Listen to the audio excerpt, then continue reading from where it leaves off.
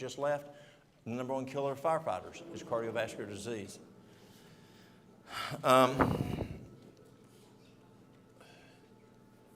When I went to Kigali, in Kigali, they're starting to have these issues. When I go out to the rural area, no. They had asked me to come to Kuala Lumpur. Y'all have heard of Kuala Lumpur? And teach all of their government health workers equal to our health department on a national basis, level, this information here to improve diseases, just like in Rwanda. It's an interest, I'll tell it because you're here. So I'm asked to go over and speak for 4 days.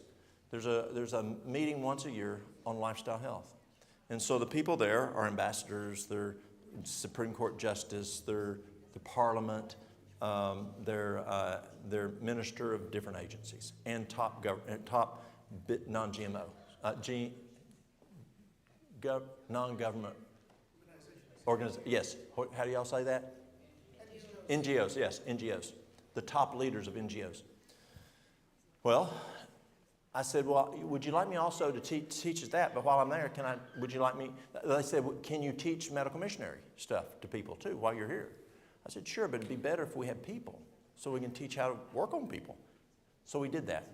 So we're doing the program, and in walks in the top person for the World Health Organization and the second in command for Ministry of Health.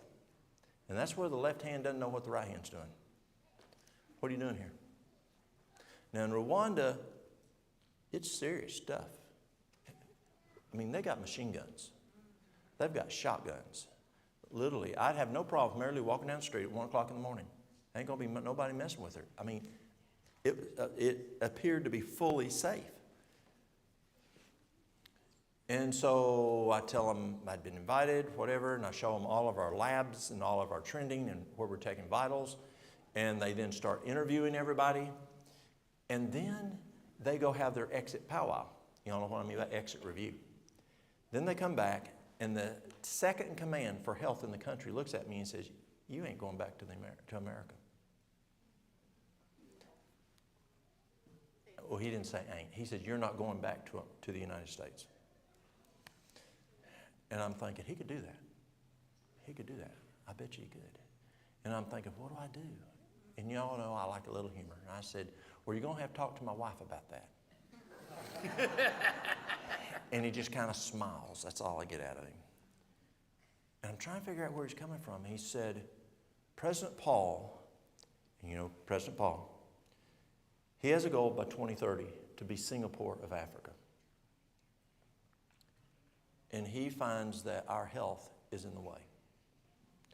He finds that sick people take money, take productivity. When people are sick, it spends money that we need to use for building the country, not wasting it. When you have sick people, he said they don't work. And he said we are throwing all kinds of drugs at it. It's not working. He said we're throwing money at it, and it's not working. And he looks over at the person who's the top person for WHO for the country. He said, we have been trying to figure out a program to fix the problem for President Paul. He said, we found it today. Isn't that cool? Just this right here, this simple stuff. The outcomes were amazing. We had a lady come in 2 different times. One time I was there, both of them were 400 blood sugar. Both of them are on insulin. Both of them on metformin. At the end of 14 days, both of them are off. Now, this is 2 separate times. Both of them are off their metformin. Both of them are off their insulin. Both of their blood sugars have been right around 400. One was at 124 and one was at 15. No meds. Isn't that cool? Isn't it cool what God does? And so that was fun. That's fun. So cardiovascular disease. Let me share a story on Mary Lou.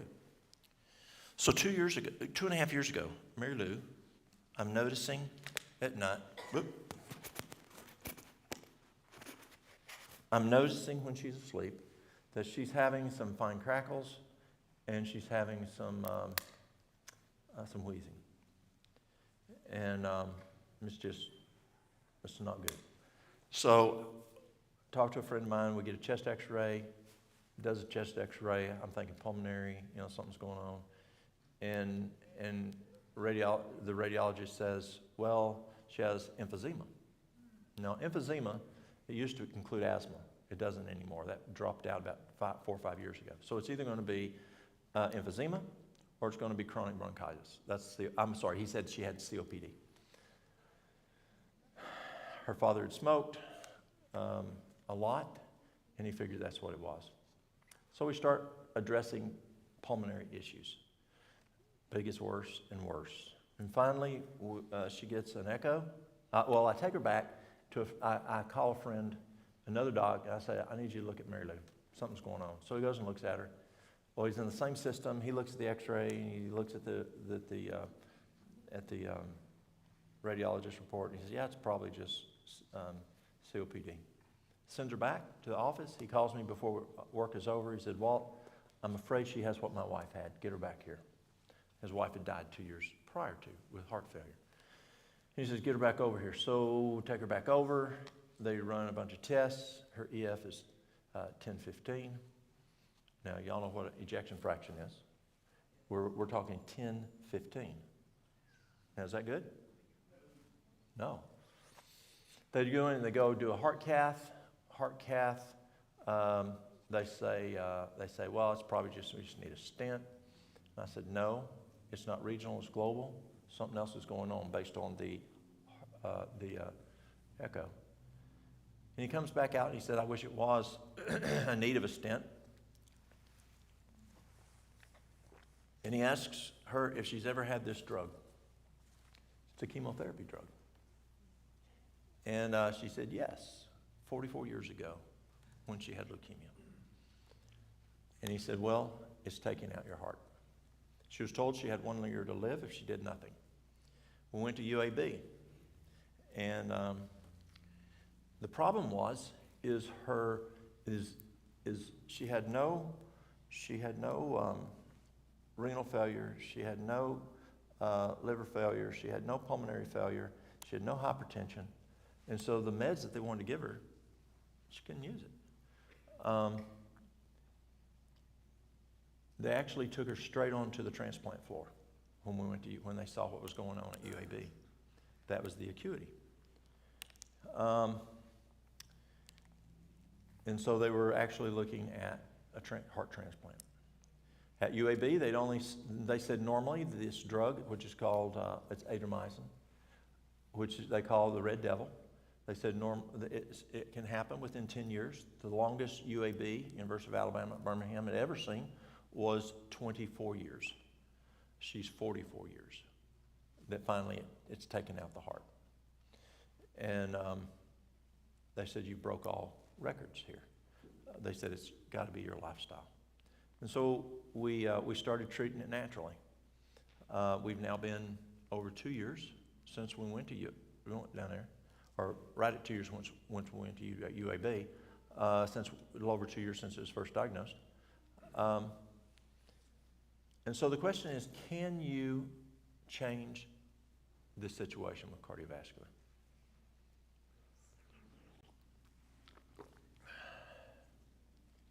Before I came here.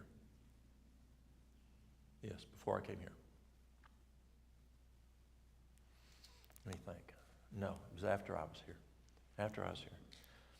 I was at work, and they checked my cholesterol. Cholesterol was 288.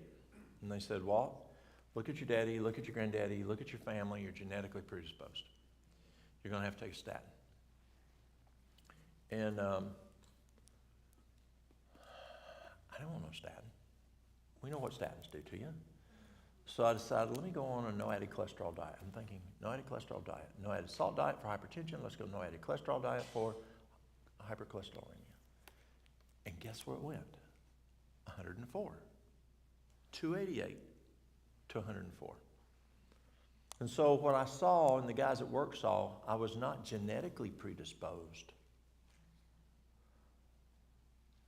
I was Southern predisposed. You know, I ate the same diet my daddy ate, and he ate the same diet as his daddy ate. And no, even though I had given up meat at 16 at the stockyard because I saw what happened with meat. I quit at 16. There's a lot of sick cows and animals that go through the stockyard. And because I was raised up on a dairy farm, my mama and my grandma wouldn't allow us to eat our own cattle. So we didn't slaughter our own. We had to buy them from someone else because you didn't want to kill number 63 or number 42. You know, they're a family. You know, you're touching them twice a day, you know, when you're milking them. And then when the beef still. So you buy from, you know, Red Food Store, Winn-Dixie, whatever.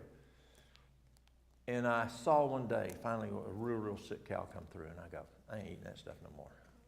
Because the huge cancer tumor she had ran through where I like to eat the steak and back through there, and so I quit eating meat. But I still doing dairy. And I grew up on a dairy farm. I love dairy. Duh, past tense. And so when dairy went away, the cholesterol went from 288 to 104. But I ate dairy like a Southern boy. I mean, when Mary Lou and I got married, right before, I told her when we graduated from SMC, I said, when we can afford it, I want 6 kinds of cheese in the refrigerator at all time. Plus, I want some extra crackers, several kinds of crackers. Because when I get home, I want to enjoy cheese and crackers.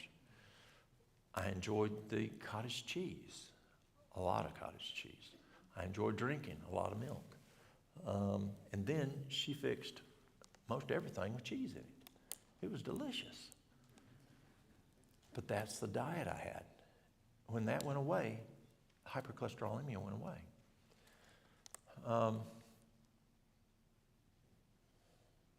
My father, he called me one day, and he said, the cardiologist here in Nashville says I have 2 months to live. At the most, 3. I said, okay, so let's do this program out of Duke University.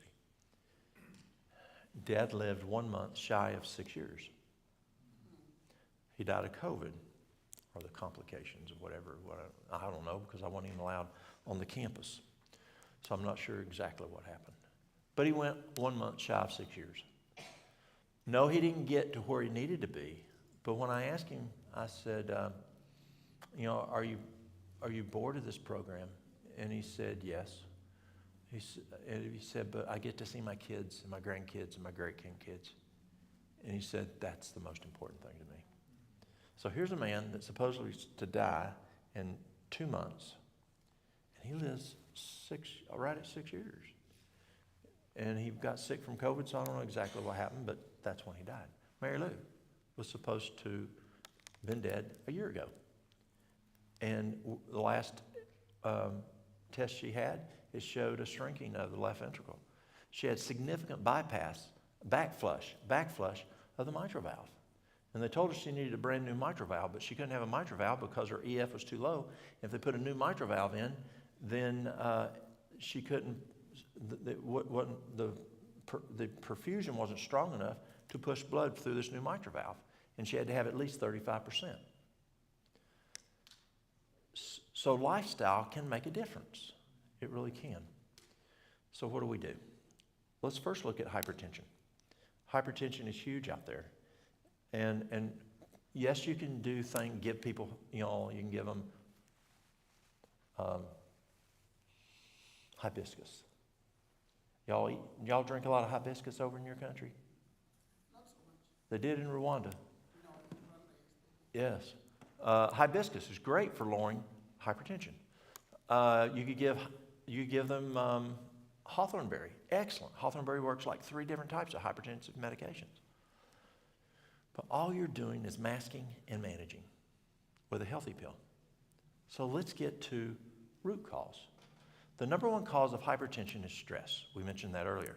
Stress raises cortisol, stress lowers potassium, and boom, you've got hypertension. And you saw that earlier. You could see that very clearly, that stress lowered potassium. You saw that stress raised cortisol, and boom, you have hypertension. So what do? You look at what's causing the stress, and try to remove it or use things for stress that we talked about earlier. The second cause is dehydration. Dehydration is significant in causing hypertension. When you are dehydrated, the blood is thicker and has a higher viscosity. That's just simple hydraulics. Your pump has to pump harder when you have a higher viscosity, thickness of the blood. Number two, when you're dehydrated, the brain doesn't work as well. Thus, you're more prone to stress. Number three, the kidneys are the switches that run the blood pressure. And when you're dehydrated, you don't have enough water running through the kidneys to cause them to function properly. Therefore, they're not working right. You're more prone for hypertension because the switches are the kidneys. And if they're not working right, the switches don't work right. Number four, it's through urination that you get rid of sodium. And so if you're dehydrated, the hypothalamus says, hang on to all fluids, don't urinate. And it's through urination that you get rid of sodium. And so now you're not getting rid of sodium properly, and you have elevated sodium levels. Number five is conductivity. And conductivity is the electrical system in the body. And you can measure conductivity. Let's go back to chemistry lab. That's the best way I can explain it. So the professor has a flask, and he puts distilled water in the flask. He runs a light bulb, plugs it in. The neutral is solid.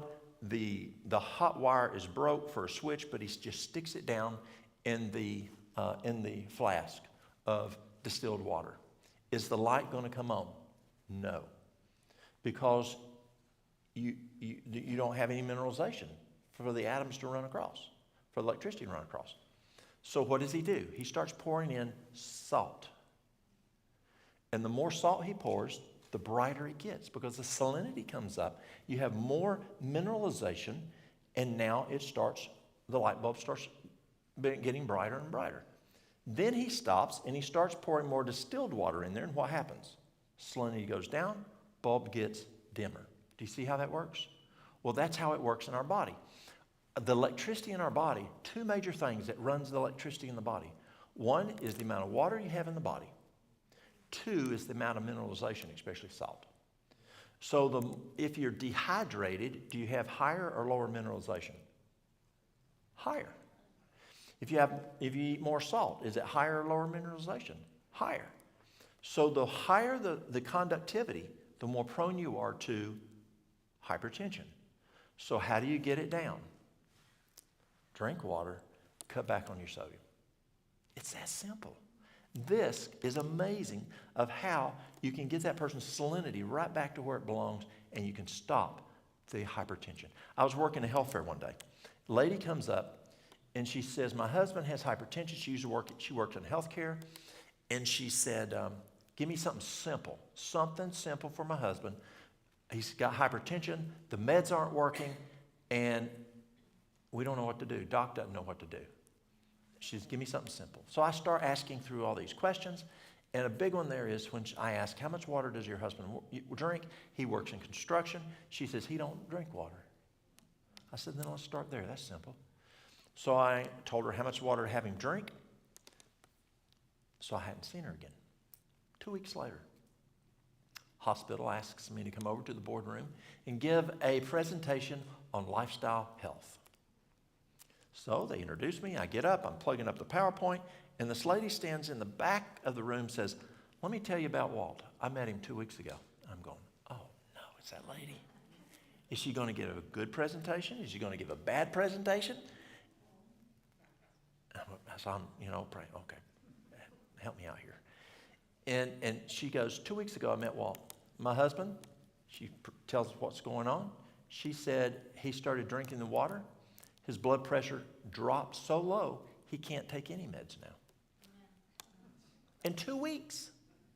2 weeks. No, it doesn't always happen that way. But it can happen that way. That simple. So water's huge. The next one is ideal body weight. And we know that. That's a lot of research shows. People who are outside ideal body weight are more prone to have hypertension. So what tool do we use? You can use BMI, body mass index, but Walt, I'm big boned. You ever heard that one? I'm big boned. Okay, so don't use that one. Actually, I don't like that one as much. I like percent body fat. That's what sports medicine uses. Use percent body fat. Now, we used to dunk people into a cylinder to determine percent body fat, and then we got these things we started pinching on their, here and there, and we don't use those no more. I think that could be sexually aggressive or something. I don't know, but we don't use those anymore. So now we have these things that you can either hold on to or step on and go to any gym or go to Walmart and buy your own. Omron makes them, and it will send a current through you or through your hands, and it will tell you your percent body fat. Women have a higher percent body fat than men. That's just because you got more fat on you, just the way God made you in certain areas. So you can look at a person who's heavy. You can look at something that's a normal percent body fat, or you can look at a athletic or a fit percent body fat. You can look at an athletic percent body fat. I had a guy come in. This guy, mid-60s, breaks a Guinness Book of World Records at least twice a year. And he's actually a PhD in theology. And he's martial arts. Now, I'm not into martial arts because the origins there, I'm cautious. But when he was alive, this has been several years ago, he would go to Asia and he could proselytize because he was the best in the world in breaking stuff in martial arts. It's like they held him up on a pedestal, and he can do whatever he wanted to. He could talk about Jesus if he wanted to, and that's what he did over in those countries where you and I might lose our head. But this guy was like a bull. He was when you take on a BMI, his for y'all, this side, for his height, and you took his weight over here, and you look at the furthest for obese, he wasn't even on the chart. That's how much he weighed. But if you went to him and pinched on him, like this guy's got some nice muscle on him, this guy was like a bull. I mean, he didn't have fat on him. He was just muscle. That guy, you don't use percent body fat. You don't use BMI, body mass index. You use percent body fat. That's going to be a whole lot more accurate. So if you want a tool that's, that whatever one you want, use that one. But weight is important for when you address hypertension. You need to be into ideal body weight. Number 3 is kidney function. Now, we talked about kidneys and hydration, making sure you had enough water to go through them, kind of like a dam, and you got your turbines, and you got to have X amount of water going through them to start making electricity. Well, you got to have X amount of water through them for the little switches to make the blood pressure work right. If you don't have enough water going through, the switches just don't work right, is what we're told. Well, the other is just plumb renal failure. If you're having problems with renal failure, that can be a problem with having hypertension because, the kidneys are the switches which help to manage the blood pressure. Number 5. How much sodium are you consuming? The biggest problem on sodium is that little girl that's carrying the umbrella. You know the one I'm talking about? Morton? Don't eat her. You want something like Celtic salt, which comes out of Asheville, which actually comes out of France, off the coast of France. Or you could use pink Himalayan salt. That's even better for blood pressure.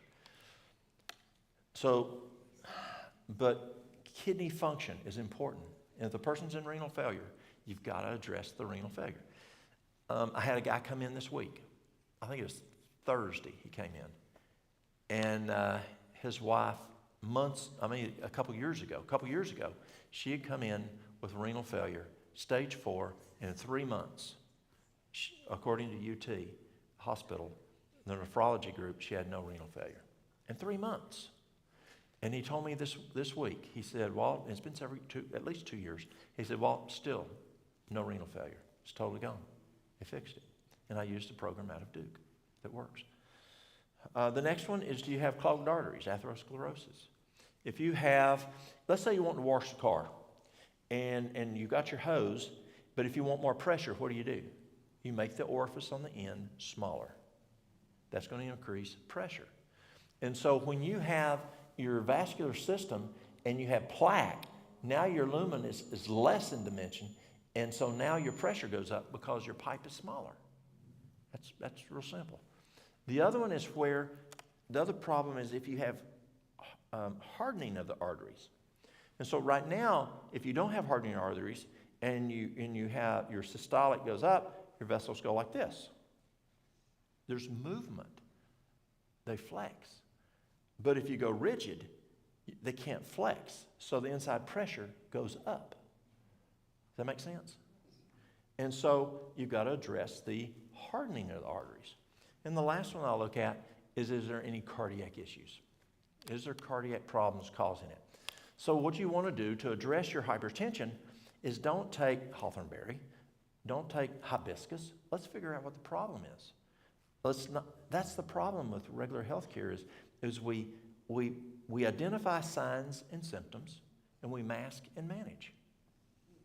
Right? And in some of y'all's fields, we stack. Right? And then we send them over to Broughton to unstack them and start over again. We used to do that. So you want to go through each one of those causes and rule out or fix those causes. You fix those, hypertension goes away. It's that simple. Does that make sense? Okay. The next one is hypercholesterolemia, high cholesterol. The best way to lower cholesterol is don't eat cholesterol. Now, how do you know if food has cholesterol?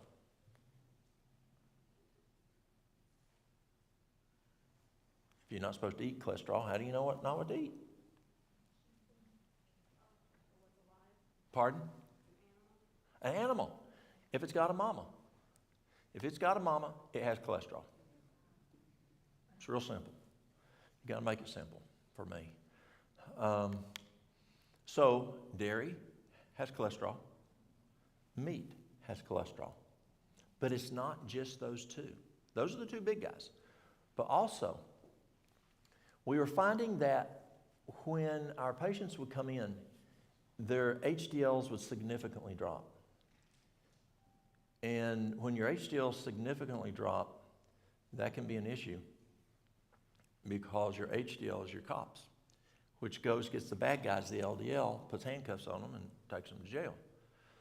So you don't want too much droppage, though you expect some reduction in HDL when you have total cholesterol come down when you change to a whole food plant-based diet. But ours was significantly lower. So we started looking at it. And the only thing, and as I compared us to UCHI, to Wildwood, LCA, Lifestyle Centers of America, Weimar, the biggest thing is we used a lot of cashews. So I told dietary to discontinue all use of cashews in the kitchen, in the dietary department. Now, why did we use cashews? Makes it taste good, doesn't it? Oh, yeah. I mean, it's richer. Remember those mashed taters that has cashew milk? Sure tastes a whole lot better. Yeah, cashew gravy, cashew loaf, cashew. Our next session, HDLs are normal, right where they should be. We did well for 6 months. 6 months, we started seeing those numbers dropping again. And what happened? We started using cashews again. And now we know we can read it in literature that cashews can lower HDL. Ooh. We also know that a low vitamin D can lower HDL. So you got to keep your HDL where it belongs. Now here comes the bad part. Who's ever read Dr. William Davis, a cardiologist?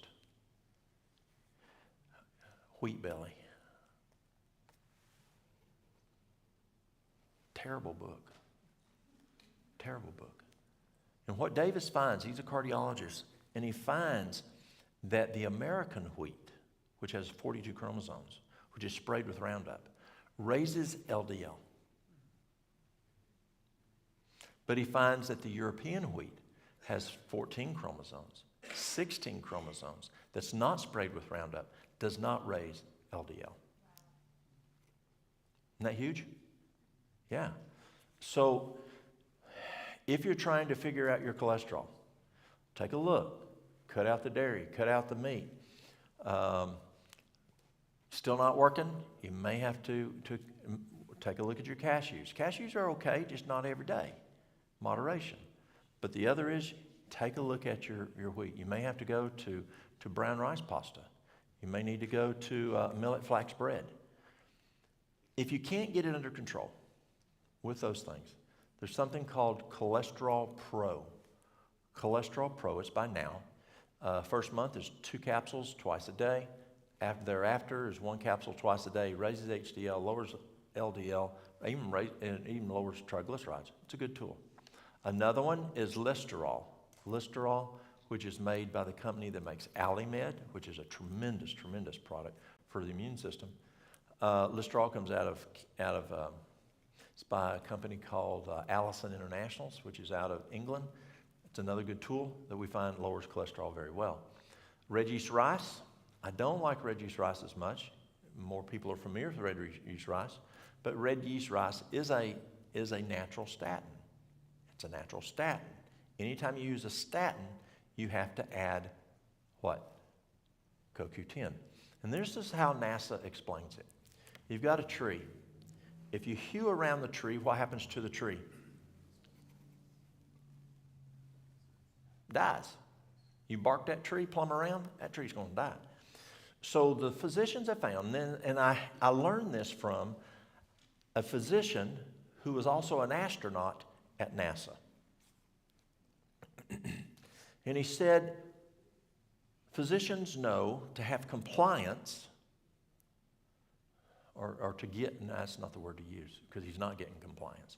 In order to get the cholesterol down in his patients, telling Mr. Jones to quit eating animals is probably not going to happen. Right? I like my bacon. I like my steak. They're not going to do it. So what he does is he gives them a statin that hews around the tree and causes one of the branches on this tree to stop producing or significantly reduce the production of cholesterol. The body produces cholesterol, human cholesterol.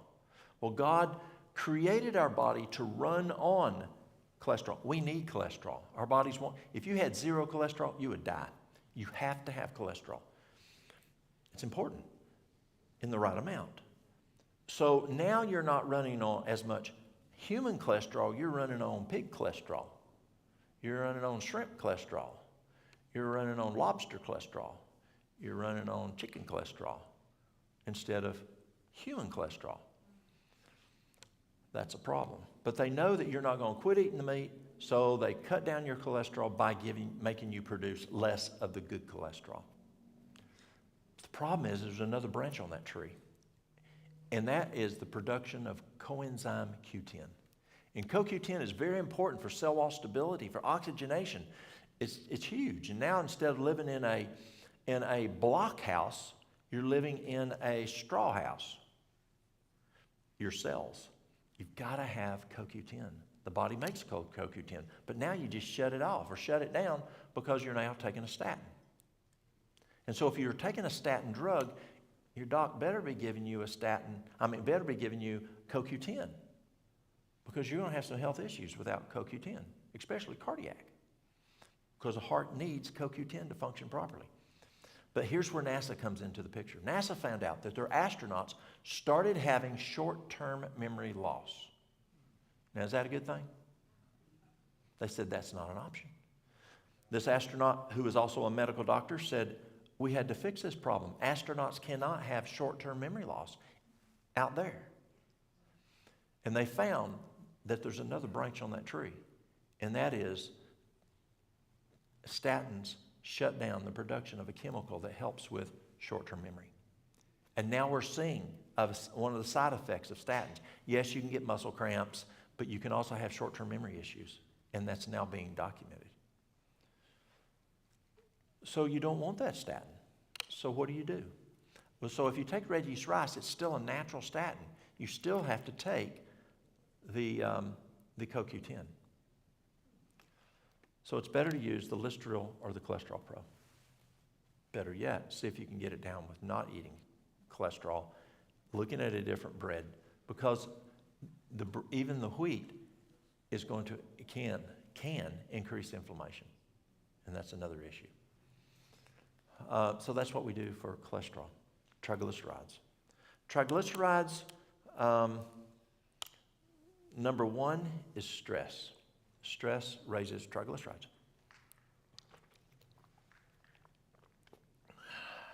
Is there a lot of stressed people? Can you see why we have high triglycerides?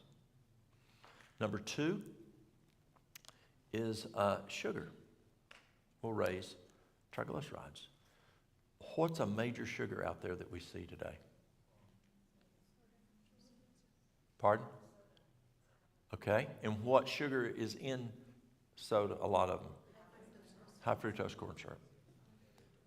High fructose corn syrup is huge. It's in from ketchup to even some bread. It's sugar.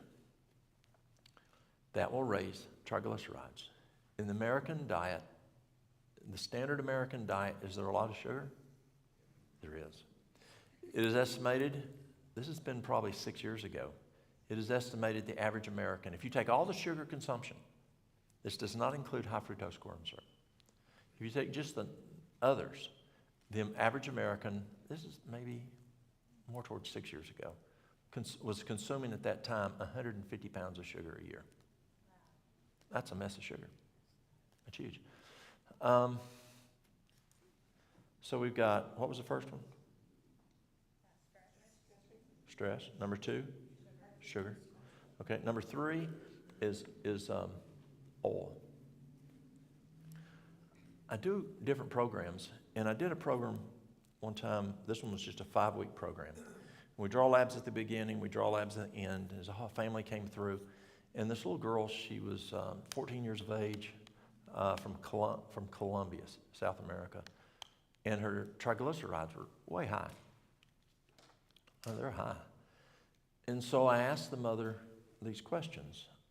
I knew she was total vegetarian. She was homeschooled. Mom said she had no stress. Mom said she didn't allow her to have sugar. I said, does she do oil? She goes, yeah. Any of y'all have a husband that when you put something on the table, it don't matter how you fix it, he still puts a little salt on it? You know what I'm talking about?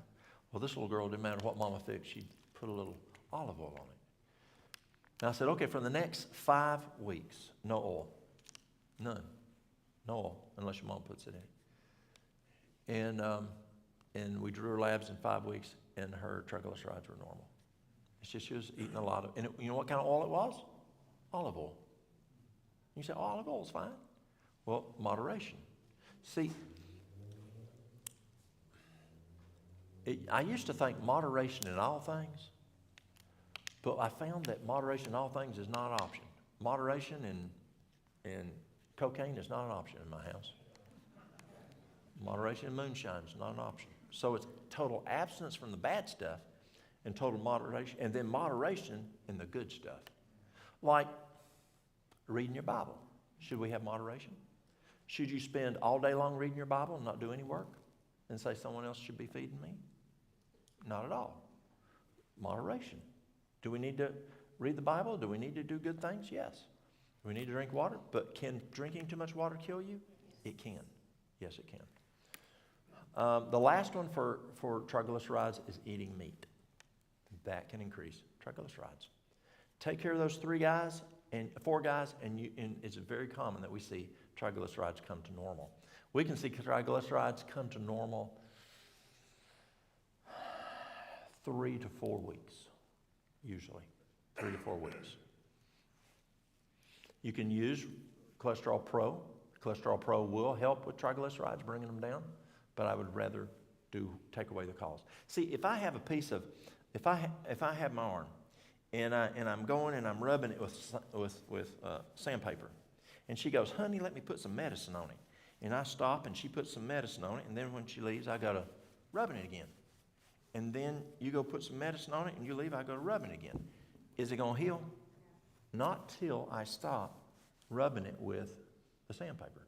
And so you got to get rid of root cause.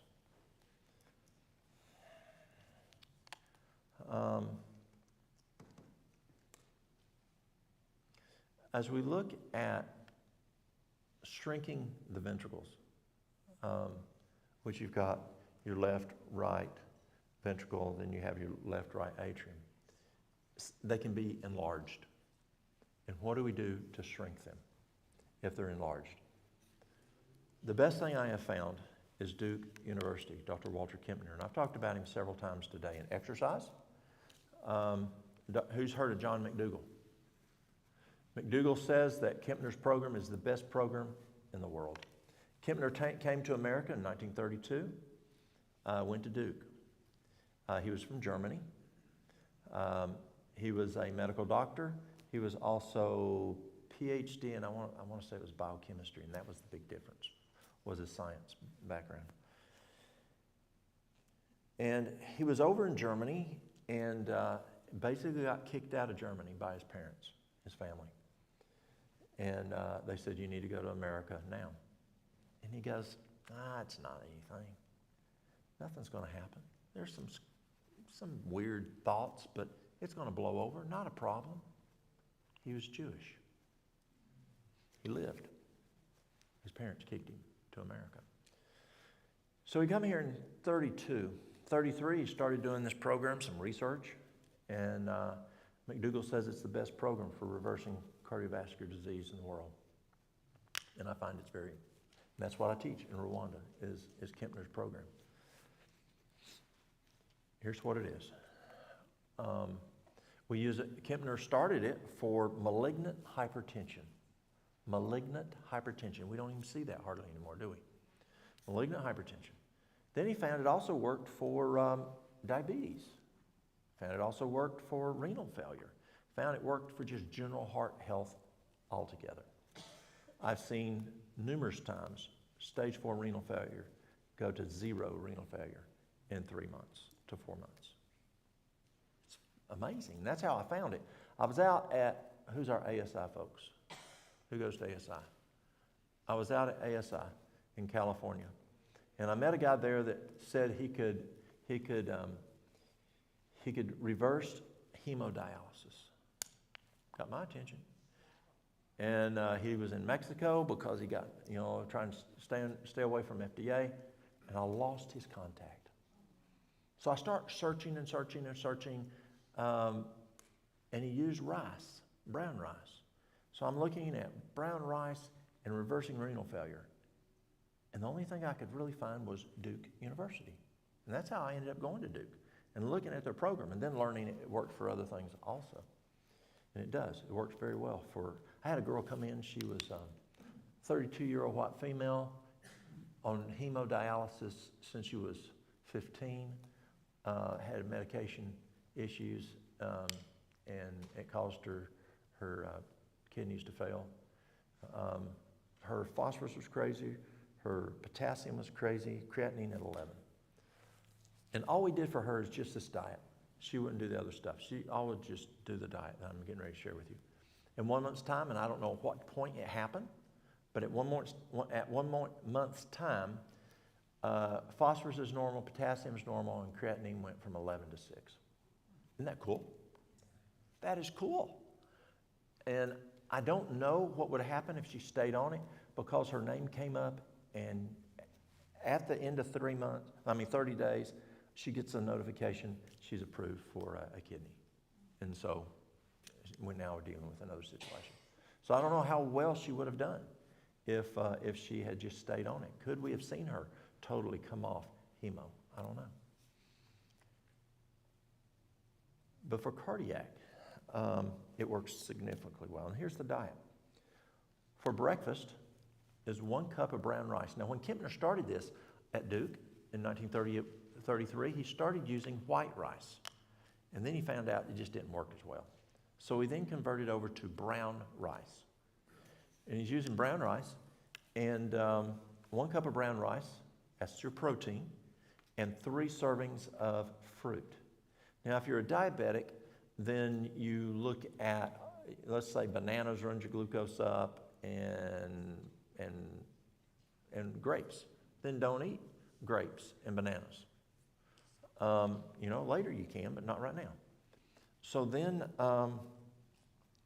so you just eat what you can. So you do 3 servings of fruit. A serving is each. Apple, orange, pear, or a half a cup of little stuff. Raspberries, blueberries, strawberries. Except in Rwanda. Rwanda said, no, that's not enough.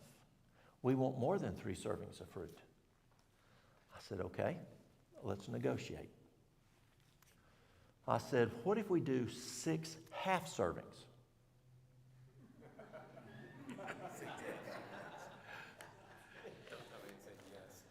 They said yes. Now let me tell y'all, if you think you've eaten good fruit, go over to Africa. Those guys have food that, it's like you open up a whole new room. Tree tomatoes. Whoa, those are amazing. Those little, I know we got little bananas here, but their little bananas are really good. And jackfruit here is nasty. It is. Papayas are nasty, but you go over there, it's delicious. The mangoes. We got okay mangoes, but they got delicious mangoes. And they just were not willing to do just 3 fruit for breakfast. Well, let's negotiate. So we did 6 half servings. And they made it real pretty. They took, I remember one day I'm sitting there and this lady, I forgot what her position was. She's some highfalutin lady there. We're sitting there and she looked over at me and she says, Walt, why are you people in America just so bland in color? I said, what are you talking about? She says, you just wear grays and browns and blacks. She says, you need to dress in color. You know what she's talking about, don't you? And they wanted that plate it was beautiful, y'all, with all those 6 kinds of fruit in there.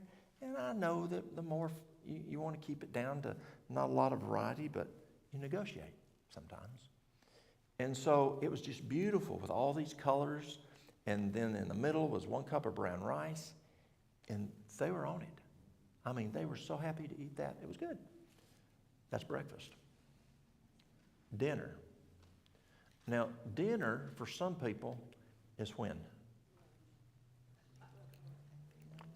For some people, it's supper time. But for country folks, it's the noon time. Do you know where lunch came from?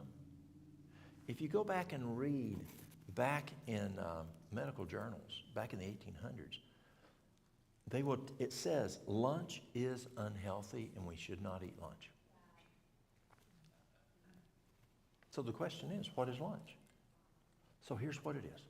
Prior to the American Revolution, wife's at home, husband's at home, working on the farm, wife fixes husband big breakfast. Wife's at home, husband's at home, wife fixes husband big dinner. Do you have a Thanksgiving lunch? Do you have a Thanksgiving or a Christmas lunch? No, you have a Thanksgiving dinner, a Christmas dinner. Dinner means big meal. Then supper, husband comes in off the farm, wife fixes big meal, it's supper. So when the American Revolution, the American Industrial Revolution took place, husband leaves the house and takes little sack to work. See, they had a word that they called lunch, and lunch meant between meal snack. Little meal is what lunch meant years ago, little meal. Where dinner means big meal, lunch meant little meal. And so they would have you know how we have bedtime snack? It was called bedtime lunch back in the 1800s. If you ate between meals, you had a lunch, not a snack. So because wife sent husband to work with a little meal, they called it lunch. And then they came home, now she's fixing him a bigger meal because he come home, he's hungry. So that bigger meal went to dinner. Isn't that interesting how it changed? But why did it happen to us farmers that we grew up on a farm? Because Granddaddy and Daddy didn't go to the factories. They stayed home. We were still eating dinner at the noontime. So, for dinner, Kempner did a nice big old salad. Nice big salad. Vegetable salad. But no dressing, no oil, no dairy, no meat, no salt. No dressing, no oil, no cheese, no dairy, cheese, and no meat, no salt. But he would allow them to just squeeze some lemon on top of it. If from South America, you squeeze some lime on top of it, or Central America. I negotiate. Men, there's a problem with that many times. I want more than that. Okay, what if we do, how about salsa? You want to do salsa? Let's do a low sodium salsa. I can do that. So sometimes you have to negotiate. That's the noon meal. A nice big old salad and 1 cup of brown rice. Brown rice is the protein. Now, Kempner did supper the same as breakfast. 3 servings of fruit and a cup of brown rice. At Duke, I met a lady there who lost 200 pounds. If you go to Duke, that program is $13,000 for your first visit. Your next visits are half that price. Once a quarter, you go back. But don't y'all have that in the house? Y'all got fruit at the house? You got brown rice at the house? You got salad at the house? You got brown rice again? Now, here's another problem Africa had with me. They wouldn't eat salad. Do y'all eat salad in Kenya? No. They weren't going to eat no salad. So again, they made it real pretty. Took that big old plate, put brown rice in the middle, and then they had all this raw fruit going around it. Just like for breakfast, they had raw fruit. They had raw vegetables around it. It's beautiful. So you negotiate. The other thing we negotiated is they weren't going to miss a meal without avocados. But you ain't supposed to mix fruit and vegetables. We ain't going to mix. We're not going to do it. It ain't happening. We are eating avocados. Okay. Sometimes in Rome, you got to do as Rome. But it was very successful. Very successful. And what's cool is they're doing this program in Kigali. We do 5 of these a year, and I don't even go now. They're running like a greyhound and having extremely good success. They monitor these people they come in for 2 weeks in-house every day of the week. Sabbath, we do Sabbath school, we do church, and they go home. But Sunday through Friday, we do a full program. We're out walking every 4 times, like Kempner said, got to walk 4 times a day. They're in bed by 3 o'clock. We teach classes. They're there for 2 weeks, but they stay on this program for 3 months. Or until they have a normal ideal body weight, they have a normal glucose, they have a normal morning fasting, they have a normal blood pressure without any medications. If you get a person coming in that weighs 450 pounds, are they done? Are they usually finished by 3 months? They're not at ideal body weight in 3 months. So they stay on it until they're at ideal body weight. Anything else in cardiovascular? But that's what we find. We find when we do that, what are some of the supplements we do? We like hawthorn berry. If you're having, say, ventricle issues, mitral valve issues, hawthorn berry is tremendous. Hawthorn berry has a half-life of 4 hours, so you need to do it 4 times a day. And you're wanting to do 1 capsule to 3 capsules 4 times a day. You can get even more aggressive. You want magnesium. Magnesium to bowel tolerance. You can tolerate 1,500 milligrams. That's good. That's good for the heart. CoQ10. You want to do CoQ10 4 times a day, 100 milligrams each time, at least.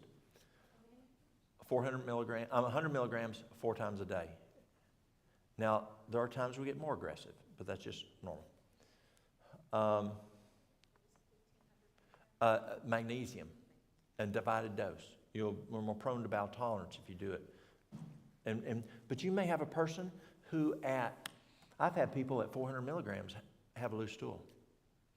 So do what they can to whatever the bowels can tolerate. But there's another really cool tool that a friend of mine, he's a physician out in Washington, taught me. And that is magnesium oil. Y'all know what magnesium oil is? Magnesium oil looks like a roller ball for deodorant. And you rub it on the heart. And that oil, it works best if you have aloe vera in it. Because magnesium oil of itself can sting like a bunch of, it feels like a bunch of centipedes running all over you. And so the aloe vera, you don't feel it as much.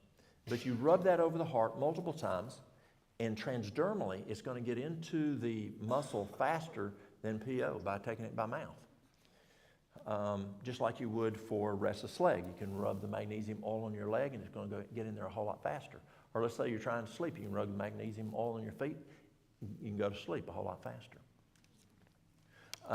My buddy out in Washington, when his patients have angina, he just has them rub magnesium oil on their chest instead of using nitro. And he finds good success. Instead of using nitro, you can use cayenne pepper. That works really good. Under the tongue, cayenne extract under the tongue, and that works for angina also. A caution. If a person is taking nitro and they're taking Viagra, do not mix the two. Because you can make the vessel too wide that now you don't have enough volume of fluid and CPR will not even work. So do not mix the two. If you're going to do CPR on somebody, ask them if they're taking Viagra. And until this week, I only ask males that. But this week I learned that females are now being given Viagra. I had a lady this week that was having a muscle constriction issue on her esophagus, and it was a vascular issue. The doctor gave her Viagra to increase the circulation to the esophagus to improve function. So male or female, make sure they're not taking Viagra if you're going to give them nitro. Because it can be, you can do CPR, you can do your AED. It's not going to work possibly because there's not enough volume. Anything else, Mary Lou? What did I miss? Anything? Mary Lou's more the expert on this, on cardiac now. Anything? There's some other herbs. You want to share some other herbs that are good out there for the heart? We just found out about the Lily of the Valley. Lily of the Valley. You mentioned hibiscus. Yeah. Talked about hibiscus. Stepped out in it. Oh, yes. You have your L-carnitine. Yes, that's right. I didn't mention L-carnitine. L-carnitine is very, very good.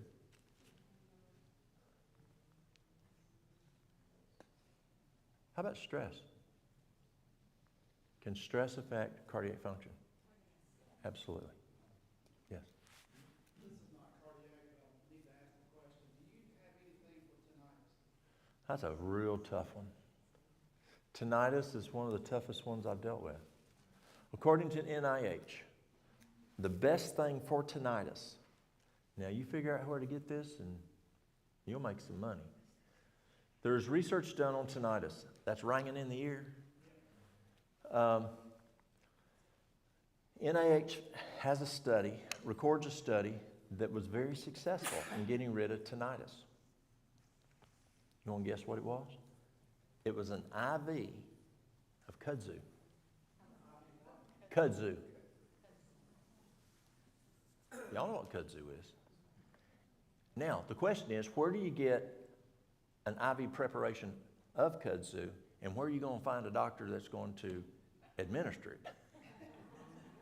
But that is the best results I have read was that. Now, why they didn't keep it going? Well, maybe they couldn't patent it. I don't know. Was it ginkgo? Yes. So Africa uses ginkgo biloba. for tinnitus and has a fair response. There's another item which works pretty well, which you would not think it's correlated, but there's a product called D-Vertigo, which works extremely good for vertigo. And it's called D-Vertigo, D-I-V-E-R-T-I-G-O, I guess. I can't spell. And you put a drop behind each ear, and it works extremely well for vertigo, but also it's been found to help with tinnitus. About what?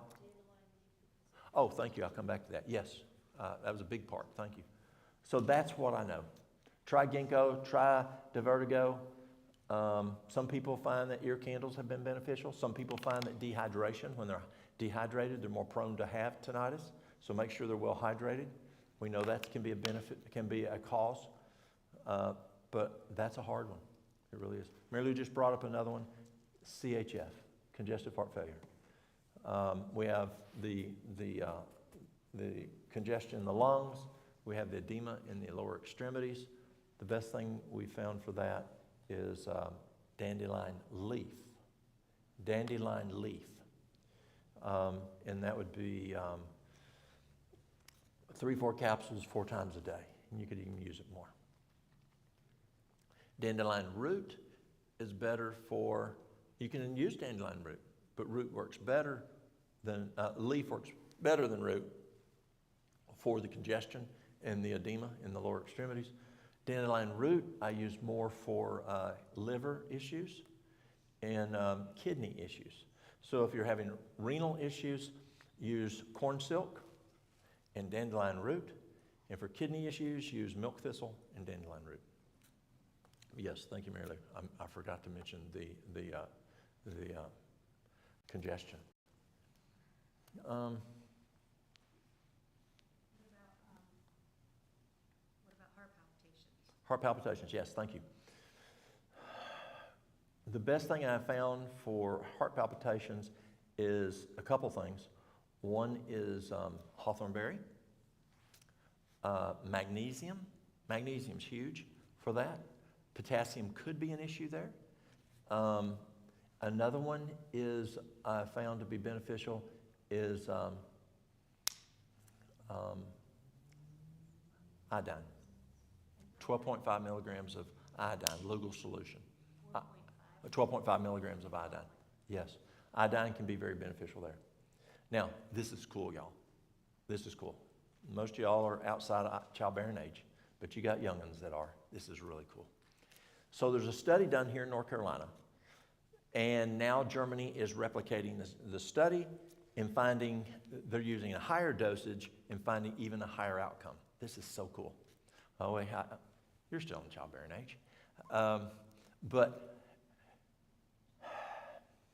here's what they did.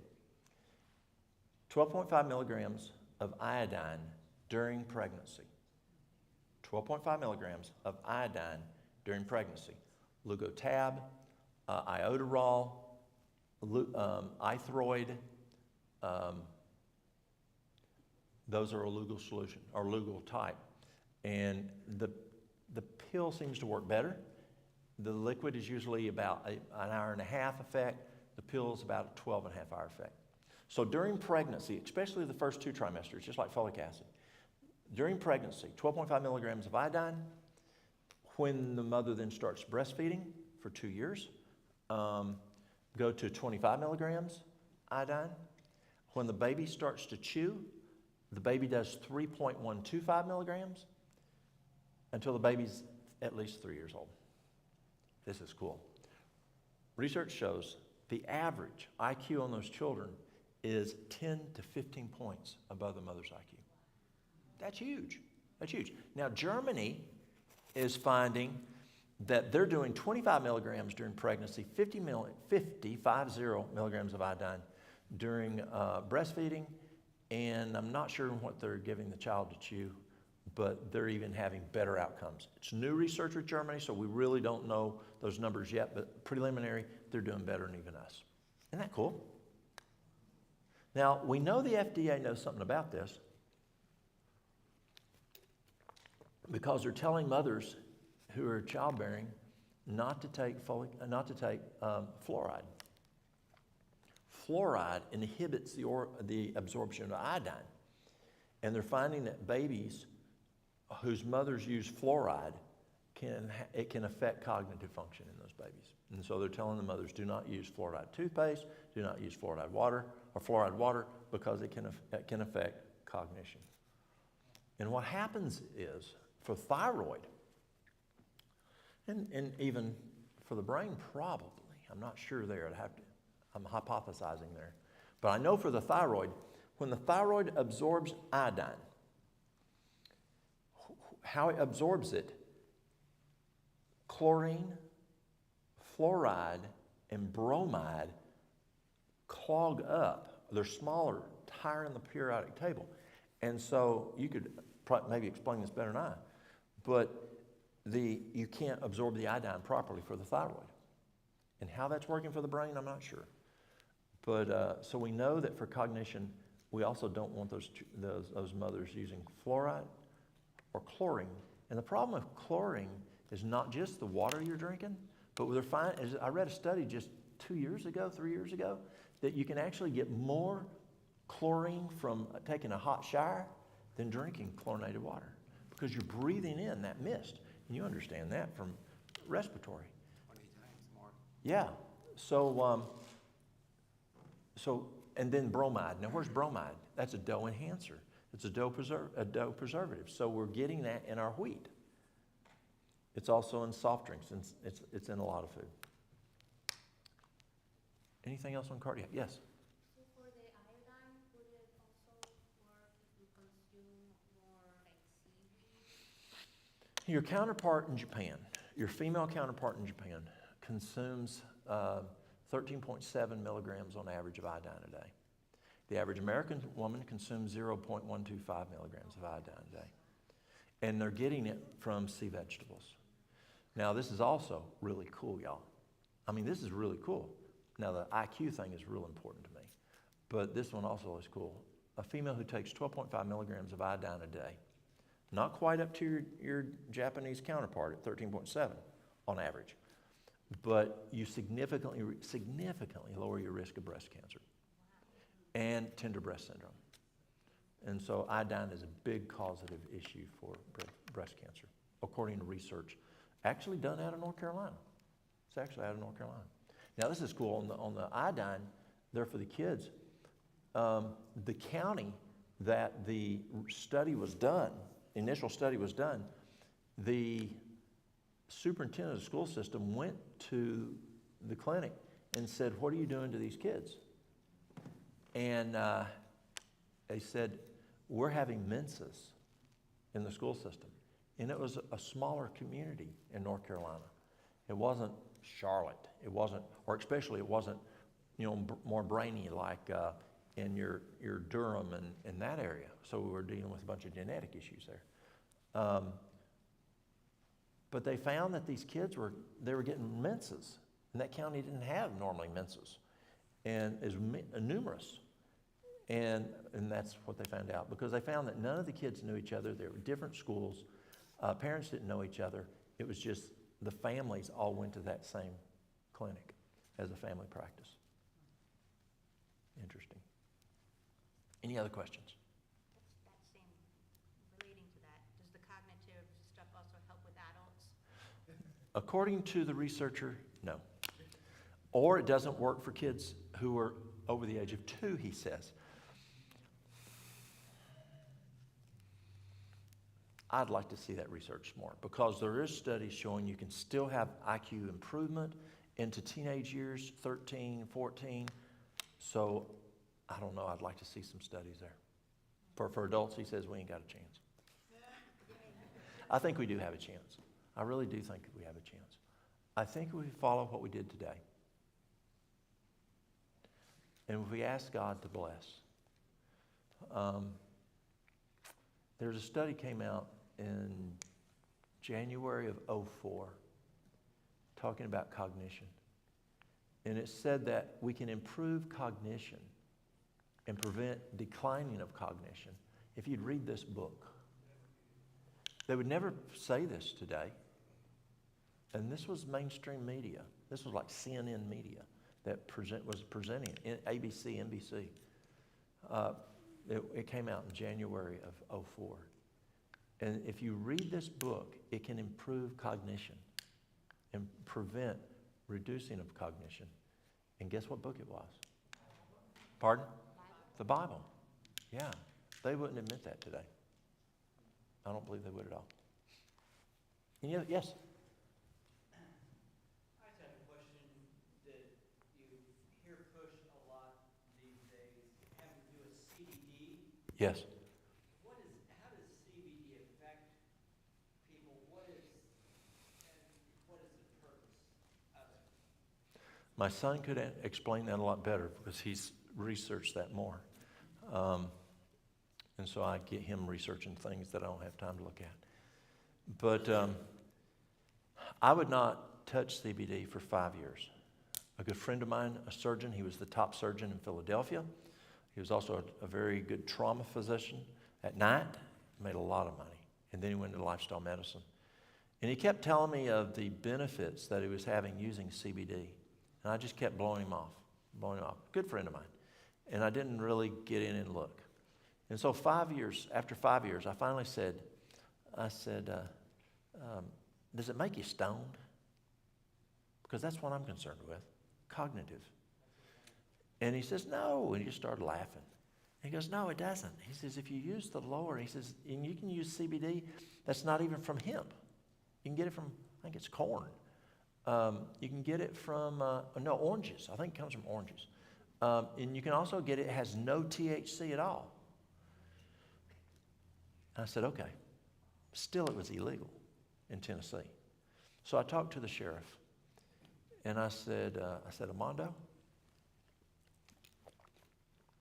I'd like to do some studying on this. Tell me what the risk factor is. Because probably TBI'd come and get me. And so he said, Walt, I know people who personally use it, family members. And they were using it illegally in the state of Tennessee.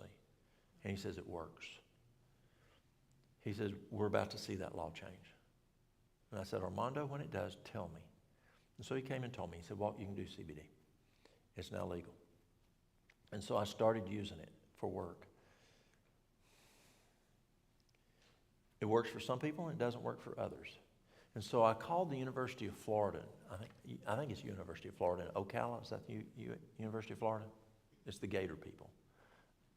And I called them because they had done some tremendous research on CBD.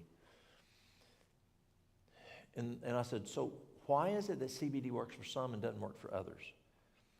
And this is the illustration. If you have a vitamin B12 running 1,300, is it going to help you take in more B12?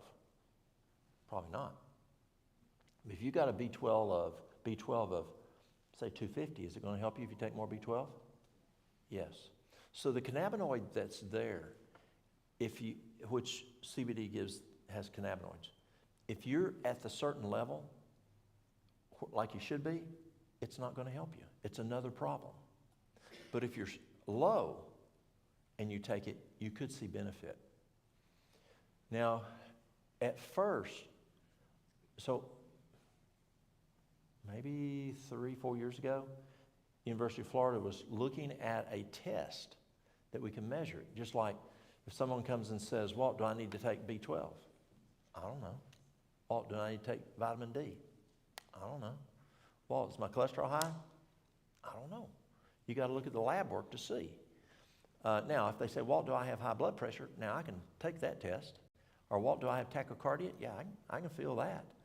But so to measure the cannabinoid level, they were working on a blood test that you could test. It hadn't come out yet. I don't know what happened to it, but anyway, it hadn't come out yet. Last I spoke with the University of Florida. So what are some things they're using it for?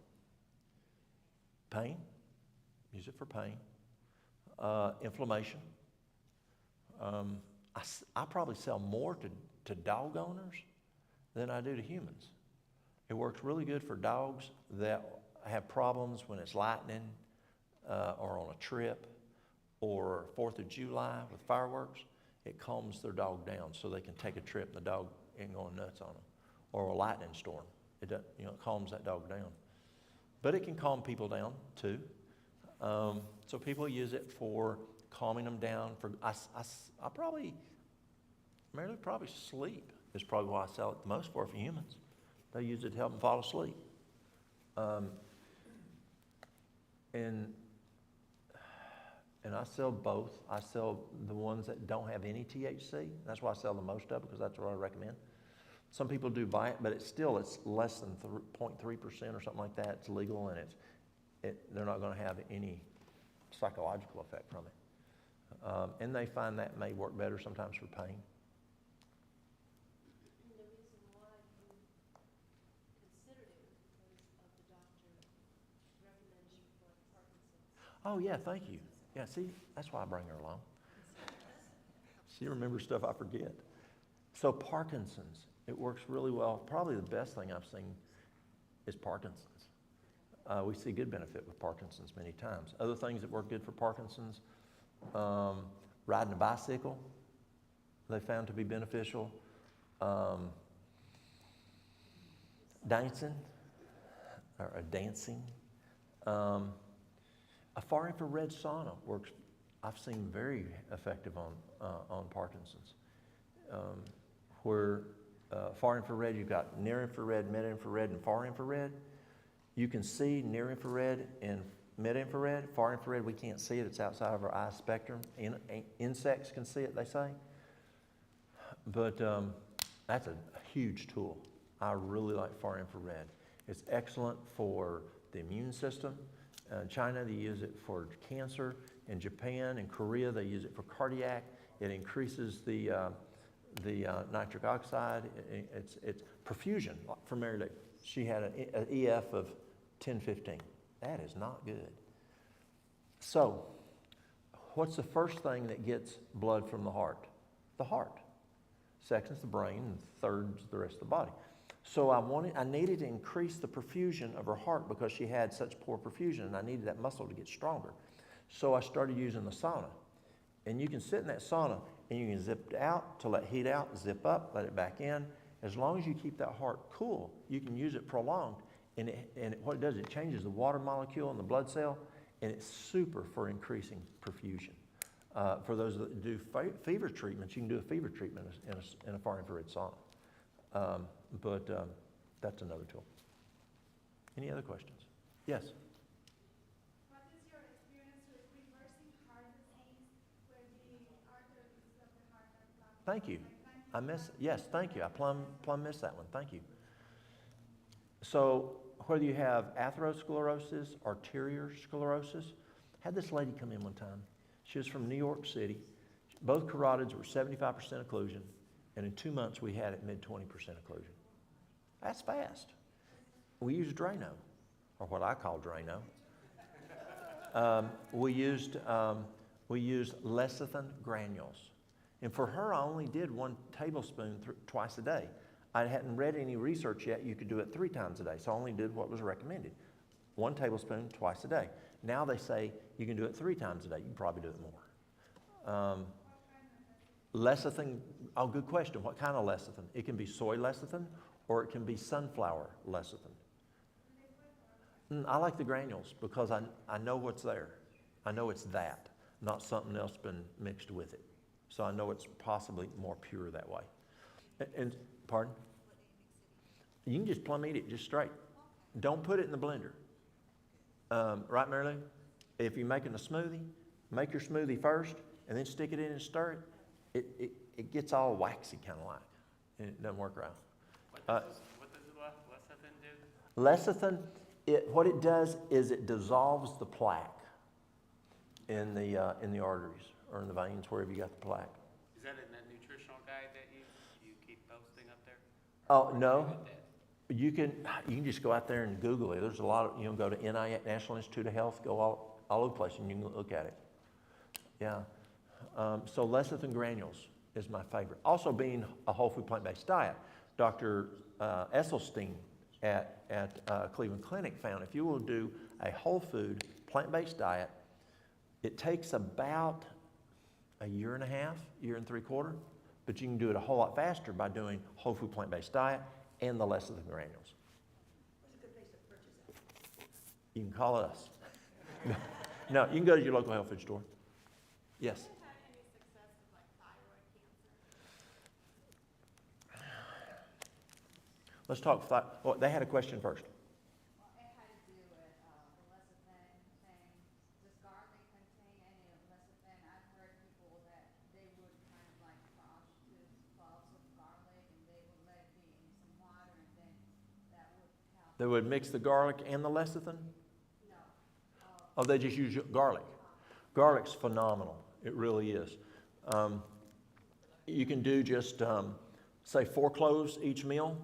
You can either eat plum raw, or you can simmer, steam it for 1 to 2 minutes, not more than 2 minutes, and you still have good nutrition. You can use allicin. I like allicin a lot. Alimed is phenomenal. It takes 24 cloves of garlic to make 1 drop of Alimed. Blows the doors off vancomycin when you're dealing with MRSA, C. diff, H. pylori, Lyme disease. My son had Lyme disease. It's been gone. This next month will be 12 years he's had no Lyme by using allicin, by using the Alimed. So yes, garlic is excellent for that. Thyroid. Allicin, like the woman's name, I guess. I don't know, A-L-L-I-C. I don't know. I can't spell, y'all. Okay. Alimed is A-L-L-I-M-E-D. Now that's powerful. Literally, it works better than vancomycin. I've seen MRSA that's vancomycin resistant. That's God that caused it to work. But I've seen vancomycin resistant Staph aureus totally gone with just using allicin. It's huge. So are you saying that's good also for the atherosclerosis? Yes, it is. No, it can also help with atherosclerosis, yes. It's more costly. I'd go with atherosclerosis, I'd do a whole food plant-based diet. Better yet, I would do the Duke diet. That's more aggressive. It's huge. And then do the lecithin, yes. Thyroid function. Just let's talk thyroid function first. Because when you have a cancer of an organ, you want to strengthen that organ. And so then you also want to deal with the cancer. But let's talk about strengthening the thyroid organ. Number 1 on thyroid, there's 3 no's. Number 1 is no fluoride, no chlorine, no bromide. Why? They inhibit the absorption of iodine, and iodine is critical for thyroid function. And iodine can really be beneficial in fighting thyroid cancer and other cancers. The other is wheat. Again, Dr. Davis's research found that wheat, the American wheat, which is the 42 chromosome, can affect thyroid function. So I would go plum gluten-free. The things to strengthen the thyroid, number 1 is iodine. If they have cancer, it depends on what's their TSH. Are they hypo or hyper? As long as they have a TSH, say, above 0.5, now it's 0.4, some they are saying 0.35 or 355. But definitely if it's above 0.5 or definitely above 0.1 or 1.0, you can easily do 25 milligrams, possibly even much as 100 milligrams, because they fight breast cancer with 100 milligrams of iodine. Iodine's important for thyroid function. Number 2 is zinc, somewhere between 30 to 50 milligrams of zinc, but then remember you got to take the copper, 3 to 5 milligrams of copper. The next is selenium, 200 to 400 micrograms of selenium, very important for thyroid function. Then L-tyrosine, somewhere between 500 and 1,000 milligrams of L-tyrosine. And B2, B3, B2, the vitamin B2, you want somewhere between 250 and 500 milligrams of B2, somewhere between 500 and 1,000 milligrams of B3. B2 and B3 together help the body to absorb the iodine even more effectively, the thyroid absorb it. And then this is another one. Stress is big, but something I'm learning more on thyroid that I'm concentrating more on now, and that is adrenals. Blown adrenals affects thyroid, as many things, but it can definitely affect thyroid function. And so look at what's going on with the adrenals. Stress blows the adrenals, big one to blow the adrenals. You can use things like AdrenaSense, which has ashwagandha. What else, Mary Lou?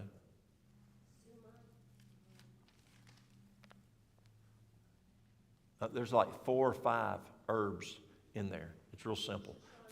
Shishandra, yes. Another one great for the thyroid, for the adrenals, is nettle. And y'all got stinging nettle here.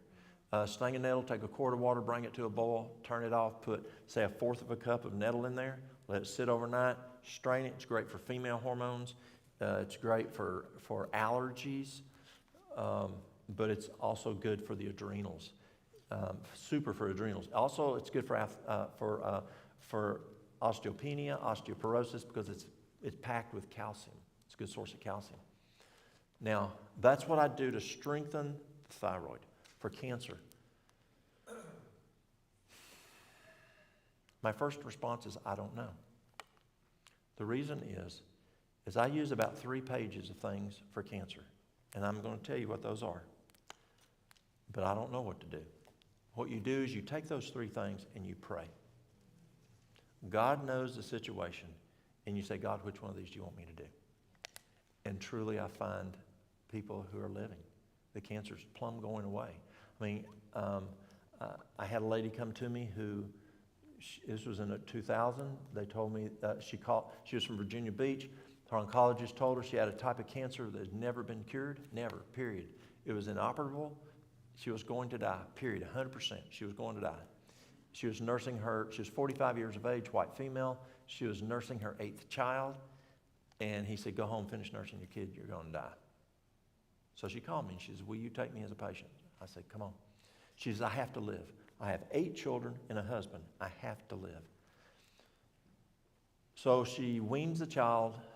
The kids take care of the baby. The husband takes care of the baby. She comes to us. She was with us all of October. No, correction. She called me in October. She was with me all of November and Christmas until, she went and did home for Thanksgiving and came back. And then Christmas she went home. She went to her oncologist. There was no cancer. Totally gone.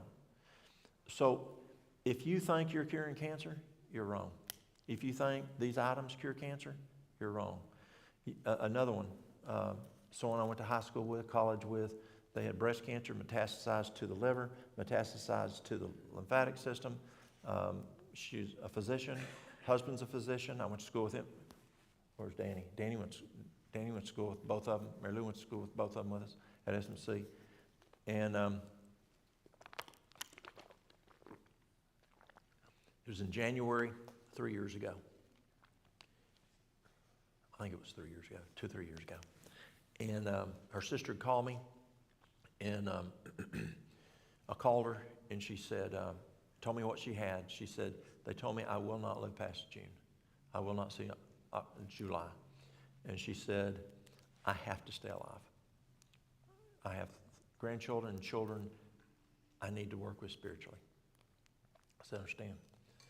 And so I sent her this information, and she says, what do I do? I said, I don't know. I said, read it. It's 3 pages. I said, read it, and you pray. She was a praying woman. I said, pray and see what God leads you to do. And she did. And I checked on her several times. In the middle of June, they did an MRI, CT, and a PET. Nothing. No cancer. And the 3rd week of June, her friend of hers, who is a surgeon, said, listen, you've got to have a radical double mastectomy. The type of cancer you have is just deadly. She says, it's gone. He says, you don't understand. It's deadly. So she's okay. You go look. If you see something, take care of it. If you don't see anything, close me up and leave me alone. And shake, doctor to doctor. And plus her husband's a pathologist, and he's going to know. Goes in the last week of June. He goes 3 areas and just exploratory, huge, brand new tissue. And she's still alive today. No cancer. And so the question is what? I don't know. These items that I'm going to mention improve the immune system. And that's the key, improve the immune system. The nose, no sugar, get your sleep, and no sugar. That's the top three. We talked about those today. Very important for immune system. I think we did. Maybe we didn't. But those are big. No sugar, get your sleep, and manage your stress. Those will wipe out your immune system. Then things that we do. Juicing is phenomenal. Juicing is amazing. I like Gerson's program, Dr. Gerson, in Tijuana. He was in America and had to go down to Tijuana. They now go to 13 times a day instead of twice a day. Instead of 12 times a day. You do 8 ounces of vegetable juice. You might put a little Granny Smith with it. But 8 ounces of juice, 12 to 13 times a day on 1 cup each waking hour for that many hours. And that's the nutrition. And that's all you consume. When we did the math, we found that 12 times a day, which is 96 ounces, had more than 2,000 calories. So it's a lot of calories. Juice that. You'll see how much food that is. That's a lot of food. Does it matter the kind of juicer you have? Dr. Schultz would say, just get a juicer if you can't afford a juicer. And this is where I got it from Doug Batchelor. He said, if you can't afford a juicer, just use V8 juice. That's better than other stuff out there. And yes, I've had folks with just V8 juice. Yes, there's better juicers that you'll get more nutrition, more nutrients, but do what the person can afford. Another one is let me back up. This is really important. I've got a buddy who tells me I can't do this. He's a physician. He says, Walt, you can't do this. But I guarantee people 100% healing from cancer. Does that sound crazy? I guarantee them 100% reversal of cancer. And here's what I tell them they have to do. Number one, they've got to accept Jesus as their Savior. Not just when they're 8 years old, but every day. Number two, spend time with Him. He says when He comes back, people say, oh, I did this. And He's going, you didn't spend time with me. I don't know you. You didn't spend time with me. Spend time with Him. Number three, if you've done something wrong, ask for forgiveness. Number four, read the Bible. If it says do it, do it. If it says don't do it, don't do it. People tunnel vision too much on cancer, and they're solely only looking on these last few years here at Earth. Let's say you're 65 years old and you have cancer. What, 20 years? At the most, you got 20 years? You've got eternity. That's right.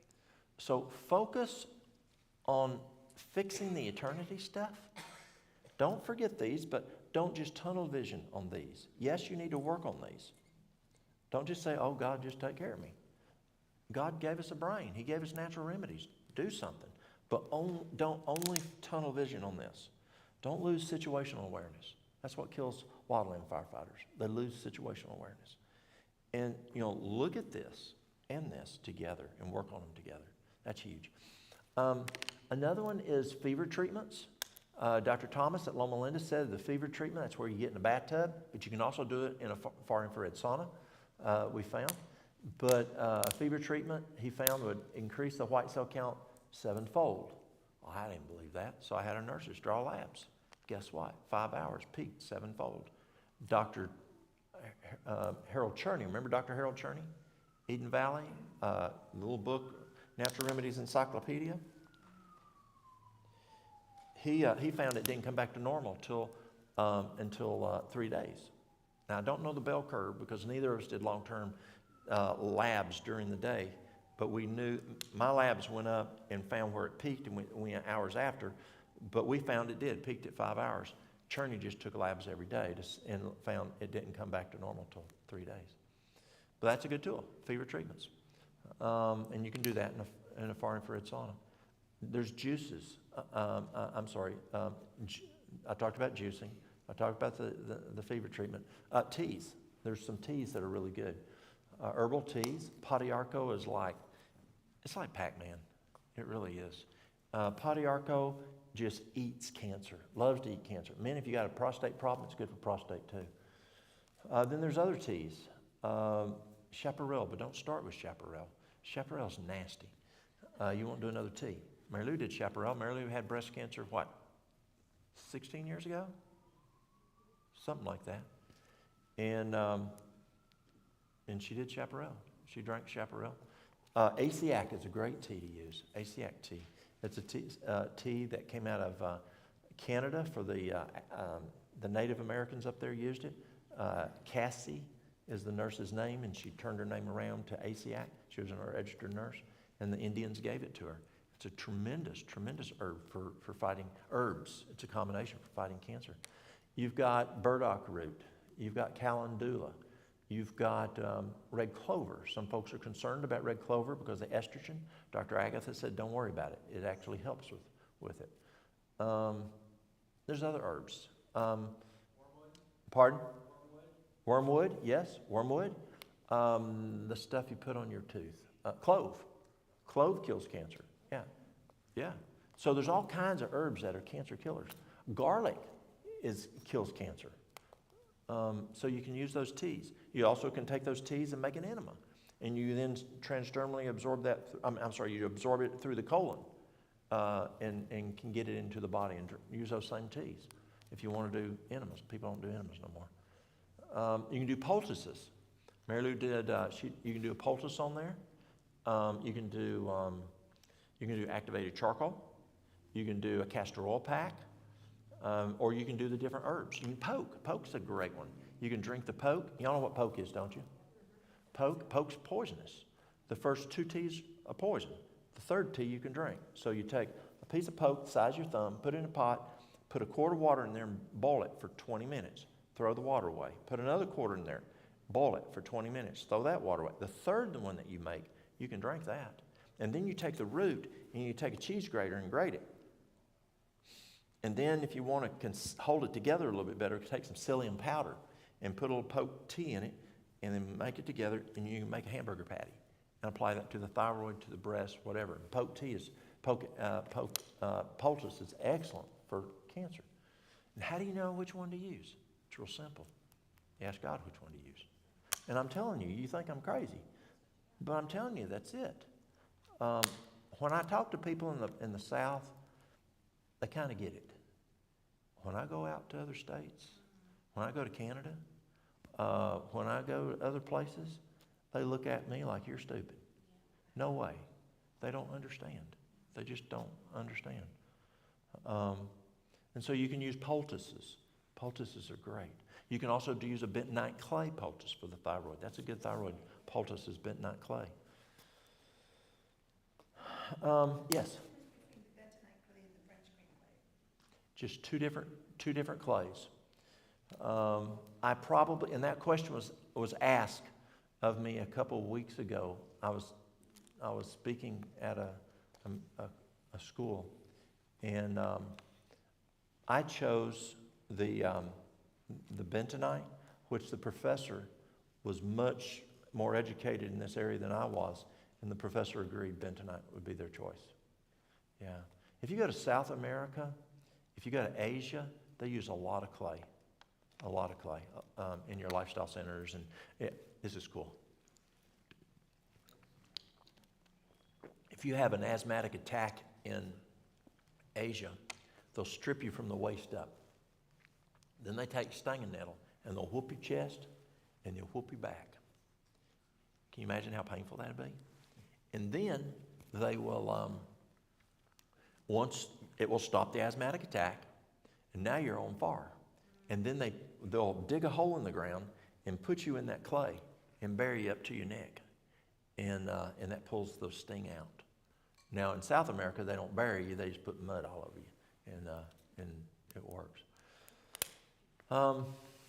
Vitamin C is another good one. Again, vitamin C has a half-life of 30 minutes. So you can do IV vitamin C, or if you don't, you can go to bowel tolerance and you look and see how much a person can tolerate. I had a lady that she could tolerate 50,000 milligrams a day without loose stool. I didn't go any higher. My brain's getting tired, I'm sorry. And I didn't go any higher. And but you go to bowel tolerance where let's say it's 30,000 milligrams and she gets a loose stool. Then do 10% less to 27,000. Stay at that, divided doses between 6. Now here's the neat thing. With vitamin C, as the person improves, they get less bowel tolerant. That's a good sign. That means they're improving. So if they get loose stool again, then you say, we see improvement, possible improvement. And so then you figure out what bowel tolerance is, and you may keep cutting back 10%. You can add MSM with it. Do MSM 30 minutes before you do the vitamin C, and it tends to open up the cancer cells better to absorb the vitamin C. You can put trace minerals with it. Another good one, this is really good, is food-grade hydrogen peroxide. Now, regular hydrogen peroxide is poisonous. It's got a stabilizer that could kill you. So you get food-grade 35%. And what you do is, when we're attacking cancer, now it's the best thing I found for like candida, candidiasis, you only go up 1 drop a day to 25 drops, 3 times a day. But for cancer, we're doing 3 times a day on an empty stomach, but we're jumping by 3s because we want to get up to 50 as quick as we can. Some people go up to 175 drops 3 times a day. That's a lot. You're going to get sick. Some people are 70, 50, 100, but I don't recommend over 50. So what you do is you take almond milk and you put 3 drops 3 times a day, your first day. You increase by 3 drops each day. So it's 3, 6, 9, 12. When you get to 50 drops, stay at 50 drops, duration of cancer. If you get sick, which you could, nauseous, chemotherapy makes you nauseous too. But if you get nauseous, say 3 drops, 3 drops, then you can just say, that's all I can do. Stay within what you don't want to make that person sick all the time. And so if they can only tolerate, say, 27 drops, then stay at 27 drops. It's better than no drops. And that, it's just a carry, usually 5-6 ounces. Yeah, you can use water, but we found that it can get really nauseous, and the almond milk seems to work better. And even with that, sometimes we'll add ginger, we'll add aloe vera to help calm it down. What else? So Mary Lou has breast cancer, and it would go away to half the size of a pea. It would come back up. It would go away. We just couldn't plumb get rid of it. So I had a friend of mine. He was at the store. He's a German physician from Germany. He's back in Germany. And I said, Sam, what can I do? I can't get rid of this thing. And now we're back up to almost the size of an egg again. You could palpate. And he goes, sting her, in his German voice. Sting her. I said, huh? He goes, sting her. I said, okay, what do I do? Because I wanted her to live. We had 3 kids at home. I didn't want her to die. And so I said, okay, what do I do? And this guy was a very good physician, used natural medicine in Germany, Austria, Switzerland. He says, here's what you do. It has to be a cancer that you can palpate, you can feel. It ain't going to work in the brain. You can't palpate that. So here we have something we can feel. And he says, take a bee, and I had bees at the time, and you know them tweezers you use to pick out dates out of the box? Them plastic ones? That's what he used. And so I'd take her out to the beehive in the morning for going to work, and he says, sting her 14 days. How many times? He said, sting her 3 to 5 times, distally, 1 inch around. So you go distal 1 inch, away from 1 inch, and either do it 3 times or 5 times. Leave the stinger in for 30 minutes, pull the stingers out, put B-propos. You're not going to write that down now. You're done. I'm out. So I said, okay. So that's what we started doing. And the next morning, before we went to work, I took her down to the beehive, and I'd pick them up, and I would sting her, and she would cry. And I'd wait about a minute, and I'd sting her again. Now, what did I do first? Yes, don't forget that. That's the most important. Did the bees do it? No, God does the healing. So, but what happens is as the body reacts to that and starts sending healing stuff to that area, it also gets rid of the cancer. So he said, how many times? 3 to 5. Well, I wanted her to live, so I did 5. And so I stung her 5 times for 14 days. Leave it in for 30 minutes, pull the stingers out, and I put B propolis. Now later I asked Sam, I said, Sam, was it the B propolis? Pardon? B propolis. Mm-hmm. And then at night, use a B propolis salve. I said, okay, this is years later. I said, okay, Sam, help me out here. Did the B propolis, did it have a lot to do with it? He says, no, it just kills any infection. And that's why he used the B propolis. And he was a big B man. Guess what happened to that tumor?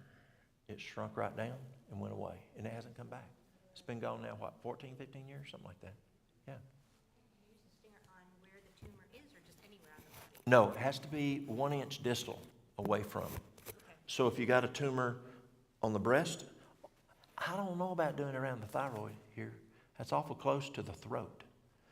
And so I would not do it for that because I don't want to cause anything to cause them not to breathe. So I would not do beat therapy there, beat sting therapy there. Anything else on cancer, Mary Lou? Vitamin D. Oh, thank you. Vitamin D, yes. Vitamin D is big. There's a doctor in Atlanta. If you go to her with cancer, she's going to give you 110,000 IUs of vitamin D a day for 10 days. And then she's going to go down to 80,000 for the duration of the cancer. She's wanting to raise your blood level vitamin D to 205. Now, people say, Walt, you can't do that because they might get kidney stones. Her response to that is, I can deal with kidney stones a whole lot better than I can stage 4 cancer. It can, that's rare. It can cause kidney stones, but that's rare. Even more rare, it can give you an arrhythmia. Just monitor it. Usually it doesn't. But that's another treatment, is vitamin D. At least get it to 100. Yes? There also, they use ozone therapy. Yes, ozone, great. I would highly recommend ozone. Yes, sir. And one other thing is, I'm sorry, it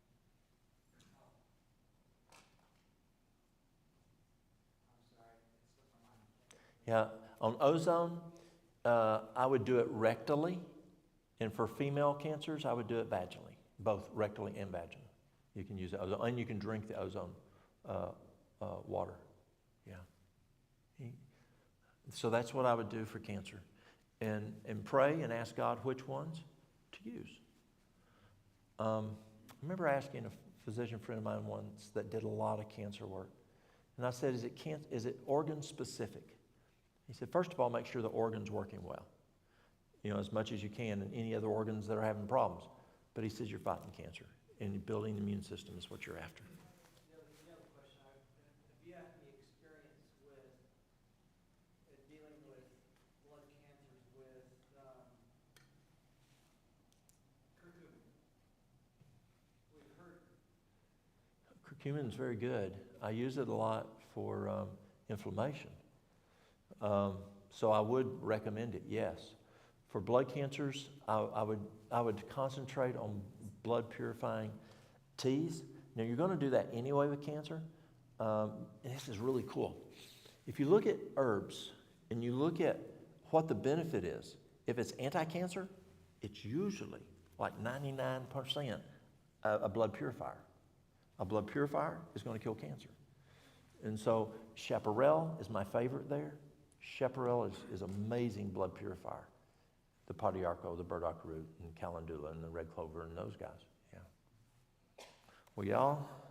Yes. One from the live stream. Okay, live stream has a question. Are we live streaming? Yeah, I guess so, because they're asking. Okay. Okay, it says to ask you for recommendations on myoclonic epilepsy in a 9-year-old. Okay.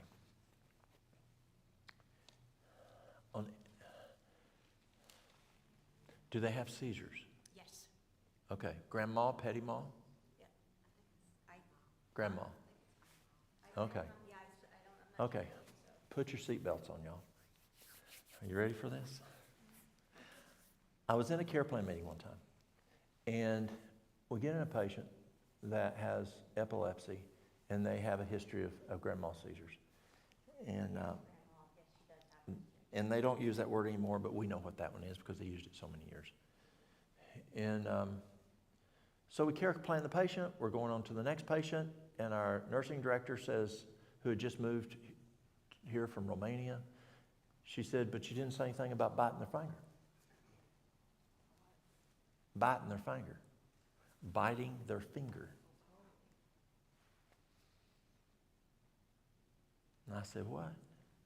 And she said, you didn't say anything about biting their finger.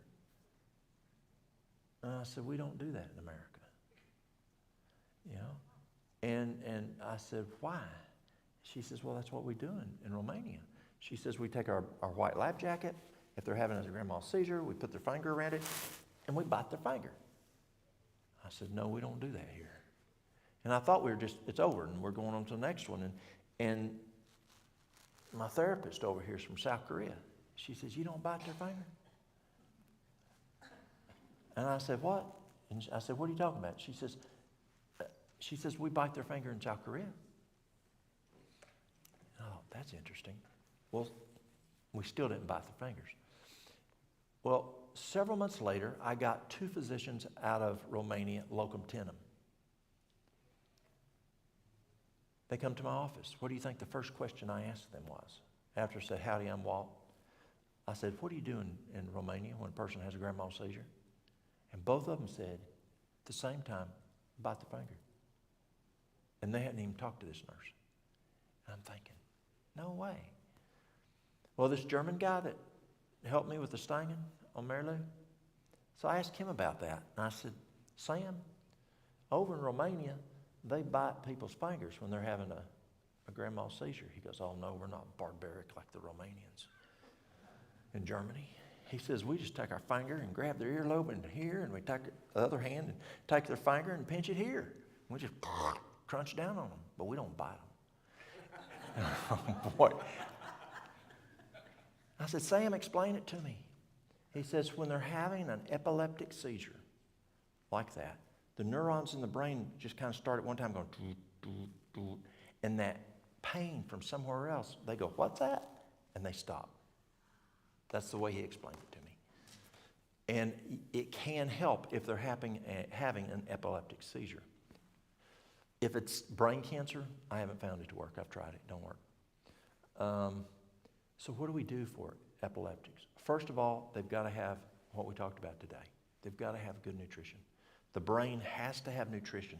And if they're not eating a healthy diet at that age, any age, but that age is less prone to, you've got to have good nutrition going to the brain. Exercise. Remember, exercise is the best medication according to the neuroscientists for the brain. They got to have adequate water. So you want to do the 8 laws of health. And then you can use things. I've got a guy who's now has been well over a year, epileptic, no seizures, no grand mal seizures. He's a contractor. He's falling off the roofs, falling off of ladders, and we use something called Copaiba. Who's heard of Copaiba? Copaiba. Some people say Copaiba. Copaiba. Copaiba comes from the Copaiba tree in Brazil. And it's usually 30 to 50 years old that they drain it. They kind of get the sap like maple syrup. It just flows a lot faster. And then they tap it. They're very cautious and take care of that Copaiba tree. And Copaiba is amazing what it does for any type of seizure type or tremor type or anything like that. And you can do 2 drops under the tongue twice a day. You can probably even get by with 3 times a day, what we're learning now. And it works phenomenal for seizures. What a lot of times brings on seizures is stress. Stress is huge. And so you want to go back and see, is it nutritional? Is it lack of sleep? Is it dehydration? You know, what's that root cause? And then making sure that nutrition's there, but the B complex, the lithium orotate, the magnesium can help with the stress, and then the copaiba. Also, what's been found, some people is CBD oil, lobelia. Lobelia, the mountain people call it lobelia, and you do, depending on the weight, as much as 30 drops for an adult, say 2-3 times a day. Lobelia has been found helpful also. But the key is you want that child to not get to that point where you're treating the seizure. You're trying to prevent it with nutrition and what the body needs. The copaiba is a great tool for that. CBD can be a good tool, and the lobelia can help prevent because it's an antispasmodic. Be careful, lobelia. It works like Ipecac if you give too much, and so it's a spasmodic. Yes, ma'am. Okay, you said that the copaiba can also help with tremors. Does that mean it can help for Parkinson's as well? It can, yes. Or essential tremors. Yeah. Yes. Fibromyalgia, the best thing I found for fibromyalgia is address the adrenals and do something like Adrenasense. And if you address the adrenals, many times fibromyalgia will go away. Adrenasense, it's a product. Who makes it, Mary Lou? What? Nature's factors? Natural factors, yes, natural factors. And what's that? Also nettle tea. Oh, and nettle tea, yeah. Nettle tea, a stinging nettle, make a tea out of it, and that's good for the adrenals. Manage stress. Stress blows the adrenals. And so manage stress, then boost the adrenals back. Also, it can be a nightshade sensitive, and so you want to be careful with your nightshades, which is tomatoes, potatoes, eggplant, pepper, tobacco. But lobelia is a nightshade, so you have to be careful with lobelia on that one. But tomatoes, potatoes, eggplant, pepper, and tobacco. Just being around a person with tobacco, and that can affect the fibromyalgia. Well, y'all, I think folks are needing to leave, and what we can. One last question. Subglottic stenosis. Have you heard of that? Subglottic stenosis? Yeah. Scar tissue building up in the trachea. Oh, yeah. Internal scar tissue. That's something that is a goal of mine right now, is to work on figuring out how to address internal scar tissue. External scar tissue, topically, we've seen some benefit, but internal, I'm trying to learn that one, so I don't have an answer for that yet. Would someone like to close with prayer?